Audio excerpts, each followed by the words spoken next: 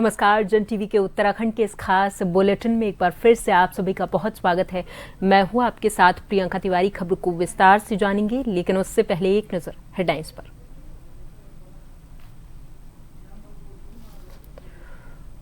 Home guard वर्दी घोटाले में सीएम का action. Deputy commandant Amitabh Srivastava तत्काल प्रभाव से निलंबित, संयुक्त जांच समिति बनाने के निर्देश। केंद्रीय राज्य मंत्री अजय टम्टा ने सीएम धामी से की मुलाकात। राष्ट्रीय राजमार्गों के विस्तार, सड़क सुरक्षा और कनेक्टिविटी पर हुआ विचार विमर्श।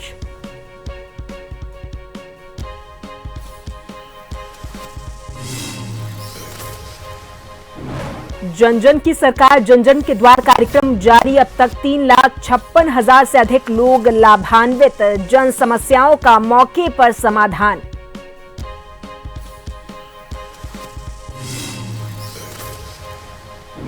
उत्तराखंड में चारधाम यात्रा की तैयारी तेज। श्रद्धालुओं की बेहतर व्यवस्था पर ध्यान। 23 अप्रैल को खुलेंगे बद्रीनाथ धाम के कपाट।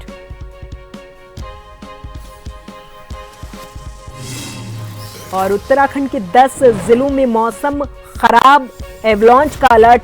चमोली उत्तरकाशी में 24 घंटे से बर्फबारी, कई जगह स्कूलों में छुट्टी।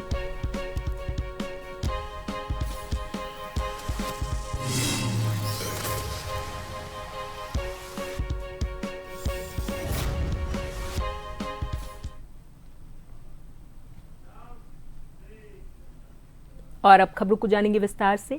उत्तराखंड में भ्रष्टाचार के खिलाफ मुख्यमंत्री धामी ने बड़ी कार्रवाई की है। दरअसल होमगार्ड्स एवं नागरिक सुरक्षा विभाग में वर्दी सामग्री खरीद से जुड़े कथित घोटाले में संलिप्तता के आरोपों में घिरे निदेशक होमगार्ड यानी कि डिप्टी कमांडेंट अमिताभ श्रीवास्तव को तत्काल प्रभाव से निलंबित कर दिया गया है। मामला वित्तीय वर्ष 2024-25 और 2025-26 में होमगार्ड्स के लिए वर्दी सामग्री की खरीद प्रक्रिया से जुड़ा हुआ है। इसमें टेंडर प्रक्रिया के दौरान वित्तीय अनियमितताओं के आरोप सामने आए थे।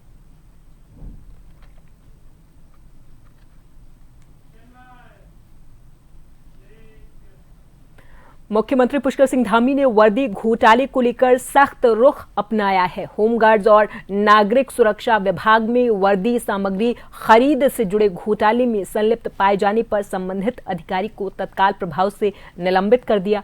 मुख्यमंत्री के इस एक्शन के बाद विपक्ष के सवालों के बीच सरकार ने भ्रष्टाचार के खिलाफ अपनी जीरो टॉलरेंस नीति को एक बार फिर से दोहराया है। मुख्यमंत्री के इस कदम की सराहना करते हुए भाजपा प्रदेश मीडिया प्रभारी मनवीर चौहान ने कहा कि भ्रष्टाचार के खिलाफ जीरो टॉलरेंस का असली अर्थ मुख्यमंत्री धामी ने अपने कार्यों से दिखाया है।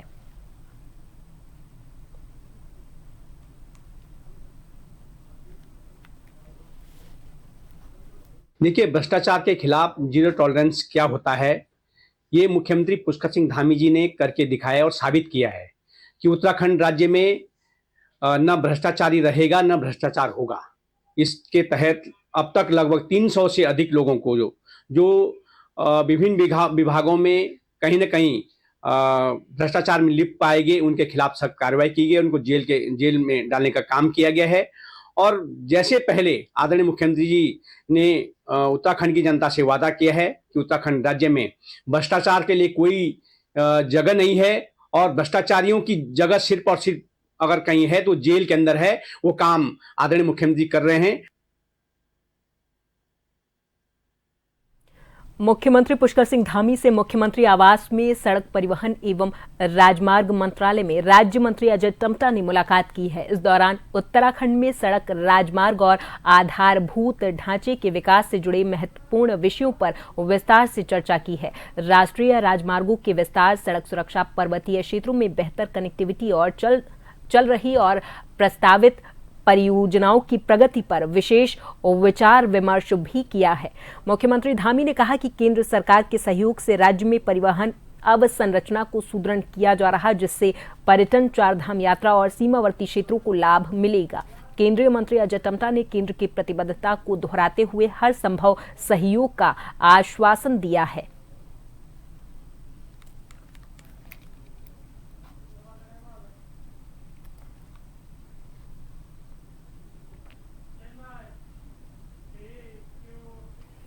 गणतंत्र दिवस की परेड इस बार परेड ग्राउंड में आयोजित मुख्य कार्यक्रम के दौरान विभिन्न विभागों की आकर्षक झांकियां प्रदर्शन के लिए लगाई जाएंगी। हर वर्ष की तरह इस बार भी अलग अलग विभाग अपनी झांकी के माध्यम से प्रदेश की उपलब्धियों और योजनाओं को दर्शाएंगे, जिनमें उत्कृष्ट प्रदर्शन करने वाले विभाग को सम्मानित किया जाएगा। सूचना विभाग के संयुक्त निदेशक KS चौहान ने बताया कि उत्तराखंड राज्य के 25 वर्ष पूरे होने के उपलक्ष्य में रजत जयंती थीम पर झांकी तैयार की गई। करीब 15 दिनों से चल रही तैयारियों में राज्य की 25 वर्षों की विकास यात्रा और शीतकालीन पर्यटन को दर्शाया गया है।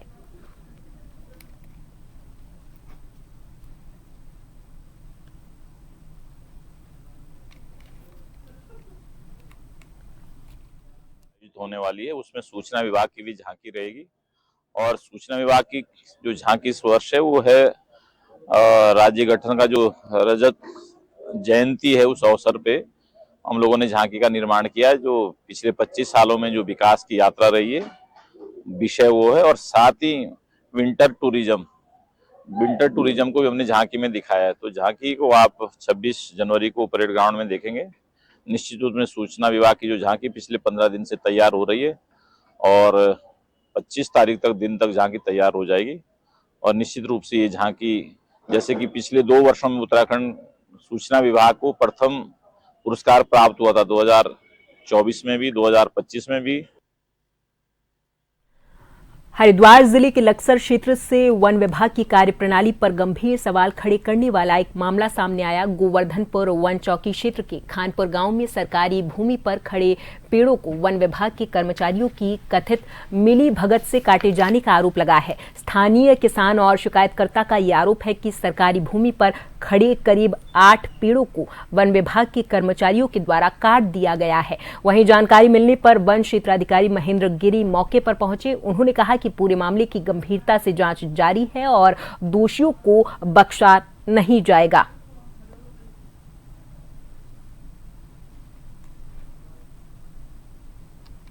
ये वन विभाग वालों ने काटे जी।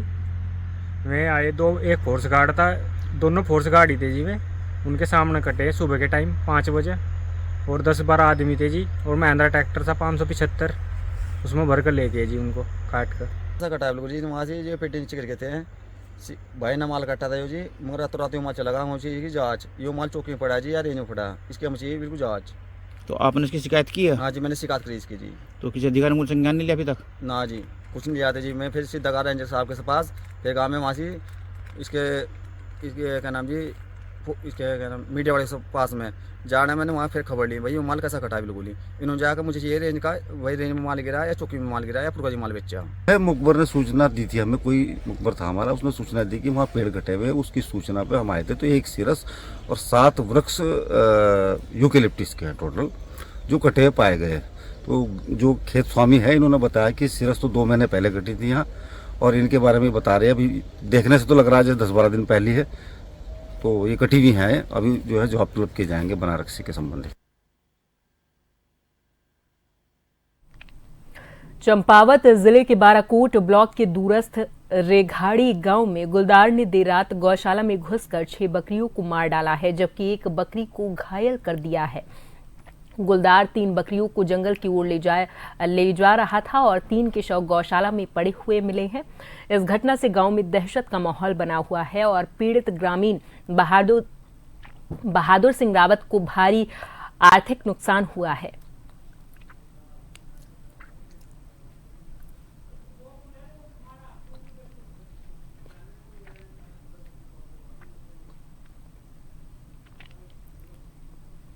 रेघाड़ी के बहादुर सिंह रावत जी जो बकरी पालन का कार्य करते हैं, उनके घर गोठ में घुसकर गुलदार द्वारा 6 बकरियों को मौत के घाट उतारा गया है, जिसमें से 3 बकरियों को गोठ पे ही छोड़ गया, बाकी 3 बकरियों को गुलदार उठा ले गया। जिससे आशंका यह जताई जा सकती है कि बाघों की संख्या 1 से अधिक है। और मैं प्रशासन से और वन विभाग से आग्रह करता हूं, निवेदन करता हूं कि पीड़ित व्यक्ति को तत्काल मुआवजा दिया जाए। रुड़की के झबरेड़ा थाना क्षेत्र के लाठरदेवा शेख गांव में पुरानी रंजिश के चलते दबंगों ने एक पिता और उसके बेटे पर लाठी डंडों और फावड़े से हमला किया है। वायरल वीडियो में जावेद उर्फ भोला और उनके बेटे जुनैद को घेर कर बेरहमी से पीटते हुए देखा जा सकता है। दोनों गंभीर तौर पर घायल हुए और जमीन पर गिर पड़े। स्थानीय लोगों ने घायल पिता पुत्र को सिविल अस्पताल रुड़की पहुंचाया, जहां से हालत गंभीर होने पर उन्हें हायर सेंटर रेफर किया गया है। घटना की सूचना मिलते ही पुलिस ने वायरल वीडियो के आधार पर आरोपियों की पहचान शुरू कर दी है और मामले की जांच जारी है।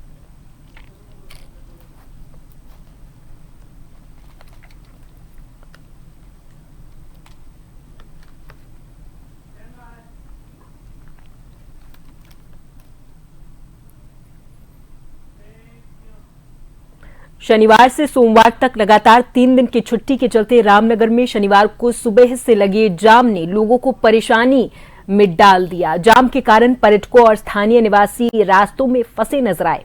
बता दें कि वीकेंड को लेकर हर बार स्थानीय प्रशासन के द्वारा यातायात को लेकर डायवर्जन का प्लान बनाया जाता है, लेकिन ये प्लान पूरे तरीके से हवाई साबित होता है। एसडीएम प्रमोद कुमार ने बताया कि बारिश के बाद नैनीताल और अन्य पर्वतीय क्षेत्रों में बर्फबारी के कारण पर्यटकों की संख्या लगातार बढ़ रही, जिस कारण जाम की समस्या उत्पन्न हुई है।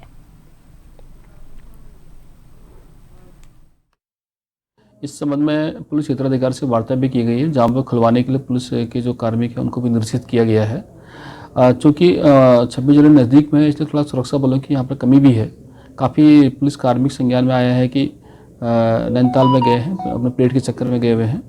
और इसके अलावा टूरिस्ट का जो इनफ्लो बढ़ा है, क्योंकि इधर 24, 25, 26 3 दिन भी छुट्टियां भी हैं और साथ ही साथ पर्वतीय क्षेत्रों में बर्फबारी होने से भी टूरिस्ट का इनफ्लो बढ़ गया है।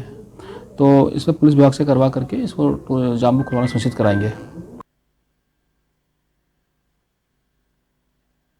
उत्तराखंड में चारधाम यात्रा को लेकर जहां सरकार तैयारियों में जुटी हुई है, तो वहीं अब चारधाम में से प्रमुख धाम बद्रीनाथ और चतुर्थ केदार भगवान रुद्रनाथ के कपाट खुलने की तिथि बसंत पंचमी के शुभ मुहूर्त पर तय हो गई है। बता दें कि भू बैकुंठ भगवान बद्री विशाल के कपाट 23 अप्रैल सुबह 6:15 पर आम श्रद्धालुओं के लिए खोल दिए जाएंगे। वहीं चतुर्थ केदार भगवान रुद्रनाथ के कपाट 18 मई को दोपहर 12:57 पर खुलेंगे। ये घोषणा नरेंद्र नगर राज दरबार में हुई है। हर वर्ष की तरह वैदिक परंपराओं के अनुसार टिहरी नरेश मनुजेंद्र शाह डिंबर पंचायत और बीकेटीसी अधिकारियों की मौजूदगी में ये तारीखें तय हुई हैं।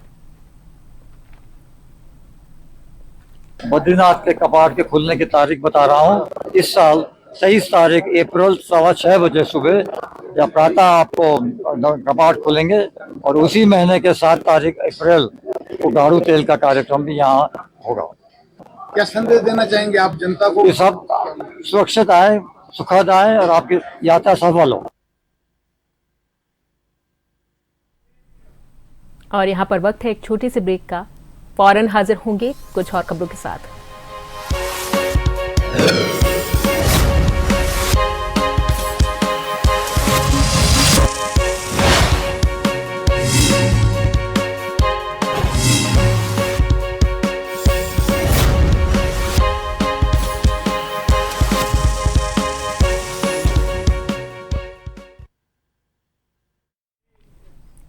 श्री बद्रीनाथ धाम के कपाट इस वर्ष गुरुवार 23 अप्रैल को सुबह 6:15 पर श्रद्धालुओं के लिए खोल दिए जाएंगे।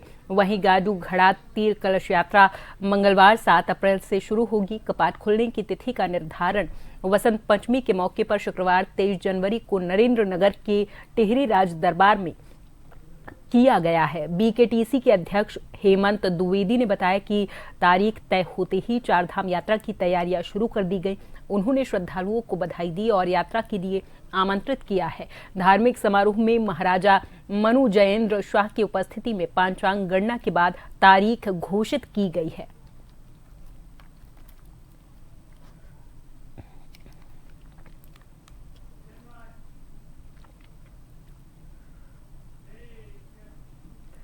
प्रदेश में सुशासन को जन जन तक पहुंचाने के उद्देश्य से मुख्यमंत्री धामी के नेतृत्व में संचालित जन जन की सरकार जन जन के द्वार कार्यक्रम आम जनता के लिए भरोसेमंद पहल बनकर उभरा है। इस अभिनव योजना के तहत सरकार स्वयं लोगों के द्वार तक पहुंचकर उनकी समस्याओं का तुरंत समाधान कर रही है। कार्यक्रम के अंतर्गत आज प्रदेश में कुल 7 कैंप आयोजित किए गए, जिनमें 2,933 नागरिकों ने हिस्सा लेकर विभिन्न विभागों से जुड़ी सेवाओं का लाभ उठाया है। अब तक 452 कैंपों के माध्यम से 3,56,992 से अधिक लोग लाभान्वित हो चुके। इन कैंपों में राजस्व, स्वास्थ्य, शिक्षा, रोजगार, पेंशन और शिकायत निस्तारण जैसी समस्याएं एक ही मंच पर सेवाएं उपलब्ध करवाई जा रही हैं।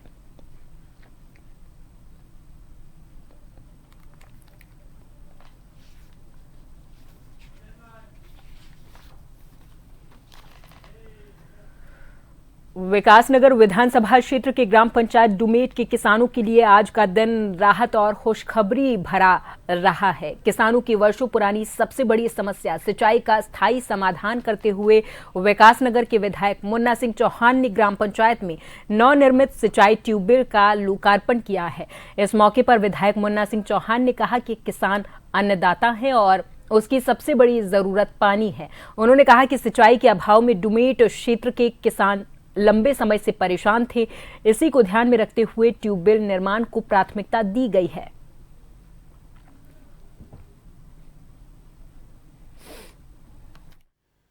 खुशनुमा, बहुत ही खुश और बहुत ही जिसे कहना चाहिए आज बसंत पंचमी है।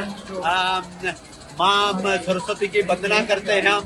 सुबह माँ सरस्वती की पूजा करके आया और देखिए महीनों से तरस रहे थे कि इंद्रदेव प्रसन्न हो, वर्षा मिले, और आज एक तरफ तो हम सिंचाई लिफ्ट योजना का शुभारंभ आज हमने किया है और एक शानदार सौगात यहाँ पे डुमे धड़वाला क्षेत्र के लोगों को दी, और दूसरी तरफ खुद ने इंद्रदेव ने प्रसन्न हो करके झमाझम बारिश भी आज दी है।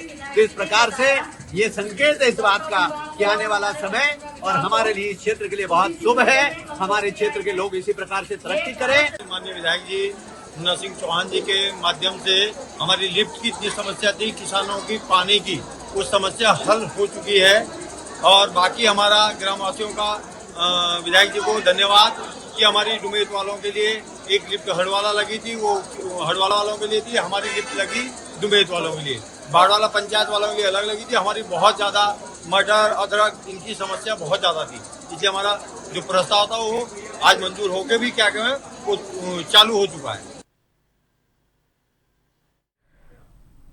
लोहाघाट राष्ट्रीय राजमार्ग पर शुक्रवार शाम करीब 8 बजे एक बड़ा हादसा हुआ है। दरअसल अल्मोड़ा से टनकपुर की ओर जा रहा एक बाइक सवार चंपावत जिले के बाराकोट क्षेत्र के खोलका के पास बाइक फिसलने से गहरी खाई में गिर गया। वहां से गुजर रहे कैंटर चालक ने सड़क किनारे गिरी बाइक देखी और नीचे झांकने पर घायल युवक को खाई में पड़ा पाया। इसके बाद आसपास से गुजर रहे वाहन चालकों और युवाओं ने भारी बारिश और अंधेरे के बीच रस्सियों की मदद से घायल को बाहर निकाला। घायल को लोहाघाट अस्पताल में भर्ती करवा दिया गया है। रेस्क्यू का वीडियो सोशल मीडिया पर वायरल हो रहा है।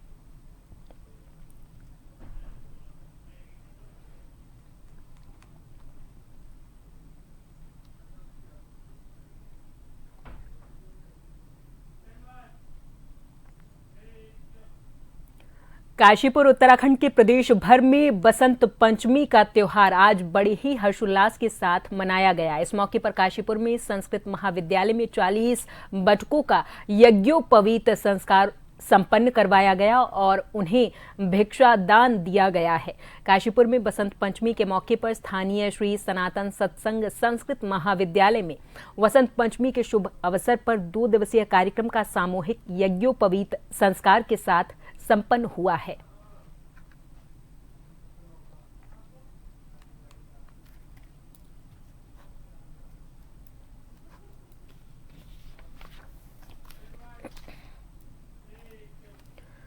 बात करेंगे मौसम की। पहाड़ों में एक बार फिर से मौसम का मिजाज अचानक से बदल गया। नए साल की शुरुआत के साथ ही श्री बद्रीनाथ धाम, श्री हेमकुंड साहिब और आसपास के कई ग्रामीण इलाकों में जमकर बर्फबारी हुई है। इस समय पूरे क्षेत्र में बर्फ की मोटी सफेद चादर बिछी नजर आ रही। मौसम के इस बदलाव से ठंड में जबरदस्त इजाफा हुआ और लोगों की मुश्किलें बढ़ गई। ग्रामीण इलाकों में लोग अलाव का सहारा ले रहे, वहीं पर्यटक स्थलों पर पहुंचे सैलानी ताजी बर्फबारी का भरपूर आनंद उठा रहे हैं। हालांकि दूर से पहाड़ बेहद खूबसूरत दिखाई दे रहे, लेकिन ठंड और बर्फबारी ने जनजीवन को प्रभावित किया है।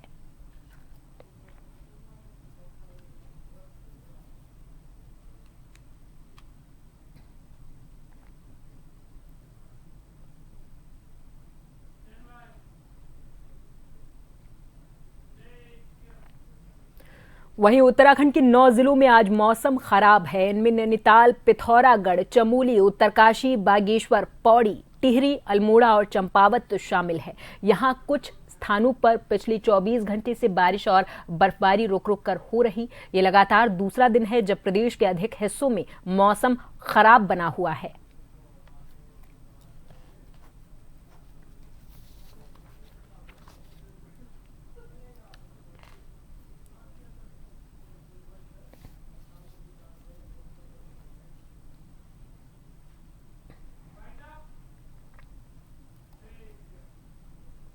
और इसी के साथ इस बुलेटिन में फिलहाल के लिए मेरे साथ बस इतना ही। आप देखते रहें जन टीवी। नमस्कार।